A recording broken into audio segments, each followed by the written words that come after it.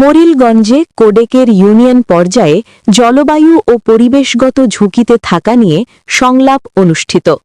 বিস্তারিত জানাচ্ছেন কলি আক্তার। বাগেরহাটের মোরেলগঞ্জ উপজেলার ইউনিয়ন পর্যায়ে জলবায়ু ও পরিবেশগত ঝুঁকিতে থাকা জনগোষ্ঠীর অধিকার সুরক্ষা বিষয়ক সংলাপ অনুষ্ঠিত।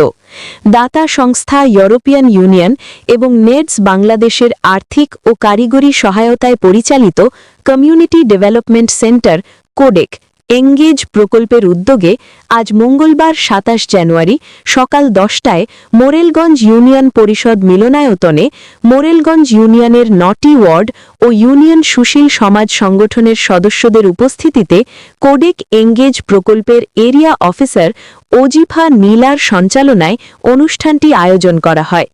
সংলাপে ইউনিয়নের সুপেয় পানি ব্যবস্থা, রাস্তা চলাচল সহ বিভিন্ন সমস্যা এবং জলবায়ু ও পরিবেশগত পরিবর্তনের প্রভাব মোকাবিলায় দলীয় পরিকল্পনা ও বাস্তবায়ন প্রক্রিয়া নিয়ে আলোচনা হয়। বক্তারা জানান, এলাকার মানুষ জলবায়ু ও পরিবেশগত ঝুঁকিতে রয়েছে এবং এতে বিভিন্ন ধরনের সমস্যা দেখা দেয়।